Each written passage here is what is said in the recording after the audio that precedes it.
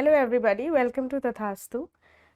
We are now discussing few questions from the year 2022 in our S.A.T.R.A.P series.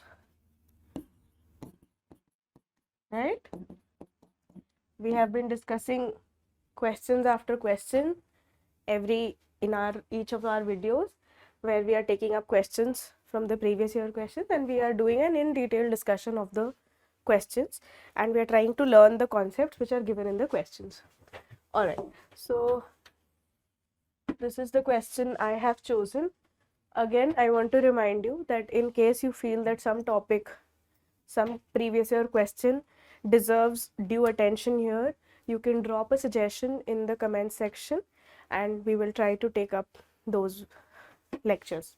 Alright, so this question again, 2022, Fractional Orbital Bombardment System. Right? Which one of the following statements best reflects the idea behind fractional, alright, fractional orbital bombardment system? Now, what is the meaning of fractional? Something which is not 1, right? Fraction is something which is less than 1, right, but more than 0, right? So something that comes in between, this is a fraction. It could be half, it could be 1/4, and all the very many combinations you must have learnt in C.SAT. Alright, fractional. Okay, so the first word, any question that you're having a problem, anything that you come across and you feel like I do not know this, or it is becoming really difficult for me to comprehend it, what you can do is simply break the words. Alright, so this is fractional. Now orbital. Orbit, what is the orbit? This is the sun. These are the 9 planets and whatever, like we could draw only 3 here, unfortunately. Alright, this is the sun, this is Mercury, this is Venus, this is Earth, this is Mars. Alright, so when they orbit around the sun, this path, imaginary path, is known as orbit. Alright, so basically we have done what is fractional and we've done what is orbit. Okay, now as we have an orbit around the sun, similarly we have an orbit around the earth also. And who revolves in this orbit around the earth? Moon, right? Moon is orbiting around the earth in one orbit. Similarly, we have our satellites. We have our satellites. We have so many satellites. All of these are what? These are revolving around the earth, right?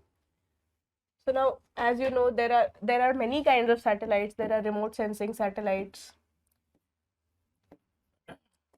There are navigation satellites. There are communication satellites. These are the kind of satellites we'll be doing later on in our subsequent videos. But these are the satellites which are revolving around. Okay. Now, something which is a fractional orbit. What does it mean? It is not taking a complete orbit. It is taking a fractional orbit. Alright. Till now we know that unlike every other satellite that we've so far studied, including the moon and everything, something which is not covering the whole orbit, it is just revolving in some partial area. Alright. So till now we know that it's something which is revolving around the earth or whatever. It could be any body. Till now we are not clear where it is orbiting. But fractional orbital, something which has a partial orbit, not one, right? Not one complete rotation or revolution, just partial rotation, fractional rotation. Then we have bombardment. What is the meaning of bombardment? This is a target. When we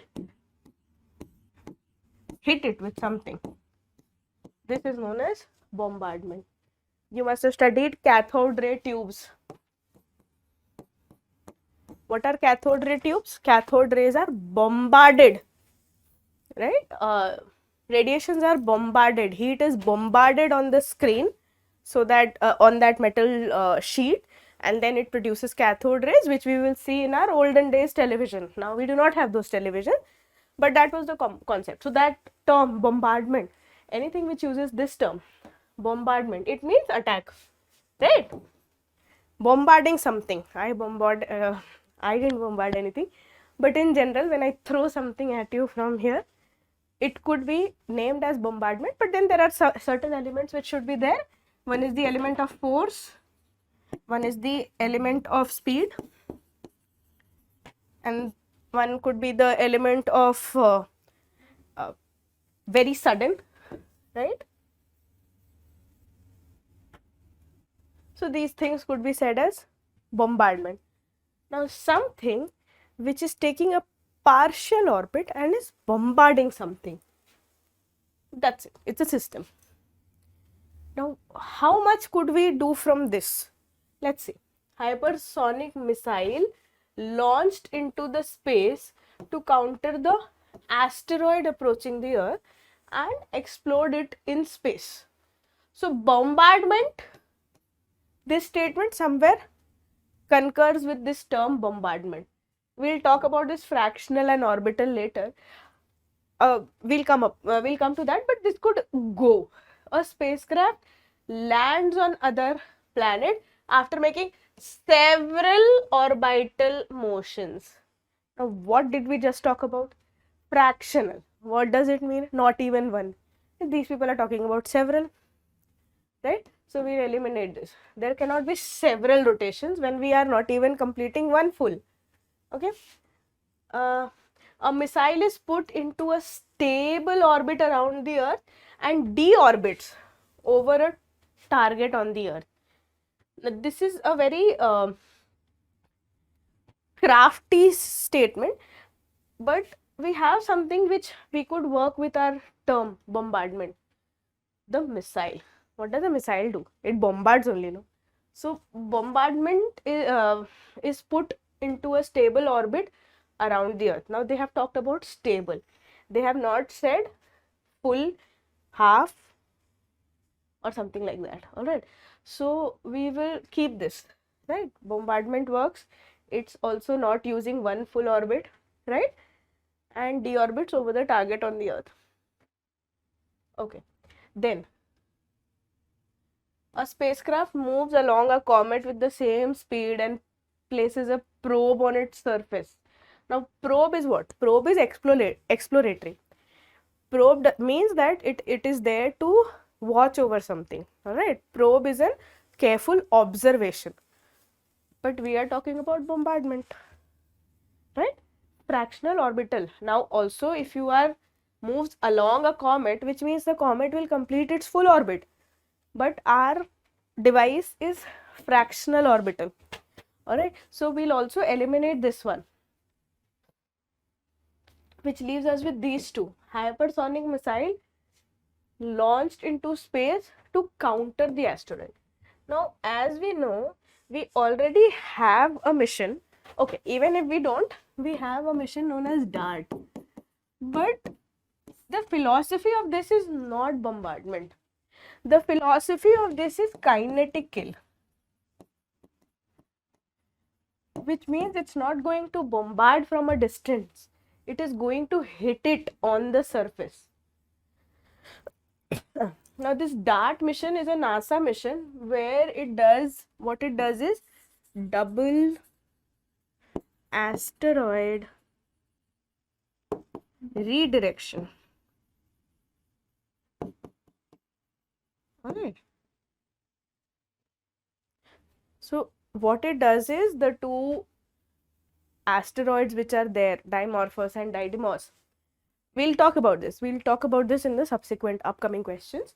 But I'm just giving you a brief outlook of what DART mission was, and it does not have bombardment in the true sense. Alright, it does not have this. So what it does is it kinetic kills, means I'll punch you in the face, touching you. There is an element of touch, of contact. Alright, so that is there in this first option that we came across. A hypersonic missile launched into space to counter the asteroid approaching the Earth. So when we are doing this, we are actually not bombarding something. We are in close contact. So again, we have the right answer. Let us study about this right answer, all right? So now we have the right answer. And we also know a few things about this fractional orbital bombardment system, right? We know that it's a missile which is put into a stable orbit around the Earth and deorbits over a target on the Earth. Now, the few tricky terms here is deorbit and target. All right. What is the concept? This is our Earth, प्यारी धरती माँ, right? प्यारा सा Arabia, one Sri Lanka we have to draw. All right. This is Asia. What is done in this is we place a satellite here. Satellite बोल लो या फिर you can call it as a warhead also. This is actually a warhead. Okay. And this warhead remains here, inactive, but waiting for the right opportunity to strike. So this is going to orbit, but it is having a fractional orbit. Okay? So it will oscillate from here to here. That's it. Alright, this is the orbit it will have. Right? So it has a fractional orbit and it will stay here. Alright, it's going to stay here in very stealth mode. It's not going to tell anybody that I am here. Alright. Now suppose tomorrow country X, which has placed this warhead, okay, this warhead belongs to country X, has a fight against country Y. Country X is fighting against country Y. What will happen is country X will activate this. Now the speciality about this is you cannot know what is going to be the target of this fractional orbital bombardment system, FOBS. We cannot know the target that this has. So this is the beauty. For every other missile, for every other warhead that we have deployed, we can predict, we can know from the angle of a cruise missile, from everything, from the ballistic of a ballistic missile, from the projectile, we can trace, we can calculate that where and how much is going to be the magnitude of destruction. But in this FOBS, we do not know this. The target cannot be confirmed. So that is, you can say, the beauty or the tragedy of this FOBS, that we do not know the target. So this is what happens. This is one of the things which, because of which FOBS is being deployed by nations. Now it had gone out of practice. I'll give you a brief evolutionary history of FOBS also, but this is the basics. All right, this is what we need for our exam. We need to know this much, that there is one warhead which is taking a fractional orbit, which is not completing one full orbit. It's there and it has very high degree of precision. It has very high degree of stealth because it will never tell you whom it is going to attack, where it is going to attack. Alright, and of course, since it's a missile, so the magnitude is also going to be massive. Okay, so if somebody is deploying it in the defense sector or for even war purposes, so this could be a very nice tool and also a destructive element for humanity. So this is one thing. Now also it does not have any range limits. Now generally for any other missiles that we must have studied, if we talk about intercontinental ballistic missiles, or if we talk about hypersonic missiles, all these have a limited range, 5,000 kilometers, 6,000 kilometers, 500 kilometers, but this is here. So no range. Any earth portion which comes here, because earth is also rotating, any portion of earth which comes across this, it can be hit, right? So no range limits. So these are the things which make it an absolutely destructive element. Alright, now what happened was, let's trace the history. See, anything when we talk about these missiles, these warheads, nuclear weapons, everything is all tracing back to US, USSR. These are the two notorious elements. Okay, US and USSR, that's it. They will themselves be fighting. This will develop something, this will develop something, then this will counter it, and this is a arms race going on. All right. So what happened was, USSR since the 1960s,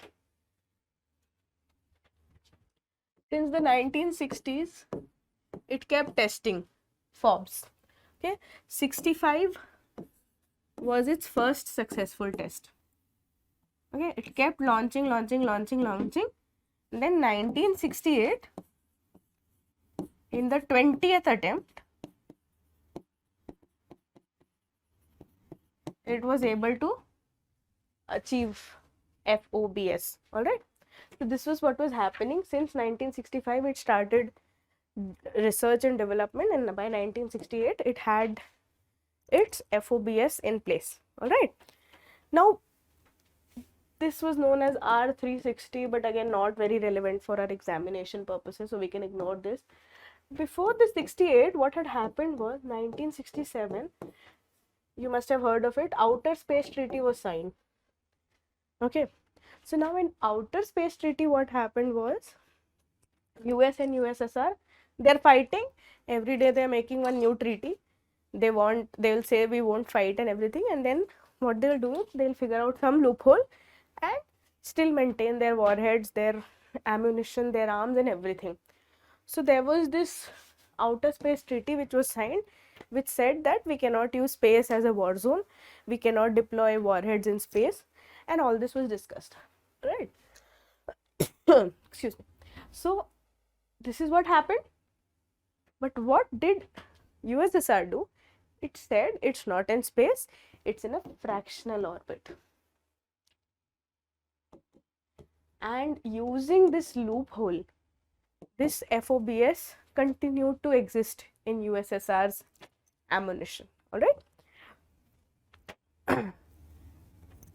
Because it has a partial orbit. Because of this, USSR had this for a long time. Then in 1979, an S.A.T.R.A.P,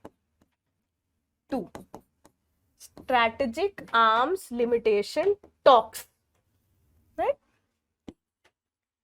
Strategic Arms Limitation Talks. Okay, this happened. All right. Now, after this, they figured out that no, you cannot even deploy FOBS in your warheads or in your ammunitions, and that is why most of the FOBS were decommissioned. All right. And now even FOBS was prohibited. Via this SALT, even FOBS was prohibited. So this happened. Then they signed this, but US did not ratify this.